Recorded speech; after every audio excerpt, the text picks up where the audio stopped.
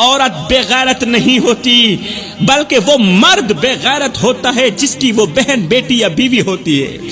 عورت بے غیرت کہاں ہوتی ہے؟ اصل بے غیرتی تو یہ ہے کہ تم مرد ہو کر ایک عورت کی حفاظت نہ کر سکے۔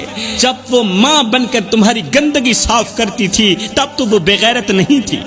جب وہ بہن بن کر تمہارے کپڑے دھوتی تھی، تمہارے جوتے صاف کرتی تھی، تب تو وہ بے غیرت نہیں تھی۔ جب وہ بیوی بن کر تمہارا غصہ، تمہاری چپ، تمہارا غرور سہتی ہے، اس وقت بھی وہ تمہاری عزت ہوتی ہے۔ اور جب وہ تم سے اپنا حق مانگنے کے لیے آواز بلند کرتی ہے تو تمہیں اس کی غیرت یاد آ جاتی ہے۔ غیرت کا وزن عورت کے دوپٹے سے نہیں، مرد کے کردار سے ناپا جاتا ہے۔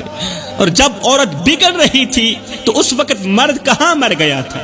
جس نے وقت پر عورت کا ہاتھ نہیں تھاما تھا، جس نے وقت پر عورت کو سمجھایا نہیں تھا۔ ایمان سے بتاؤ، عورت کے ہاتھ میں موبائل کس نے دیا؟ عورت نے دیا؟ نہیں، مرد نے دیا۔ عورت کو با اختیار کس نے بنایا؟ عورت نے بنایا؟ نہیں، مرد نے بنایا۔ تم نے اسے موبائل تحفے میں دیا، اور جب اس نے اسی موبائل پر ناچنا شروع کیا تو تمہاری غیرت جاگ گئی۔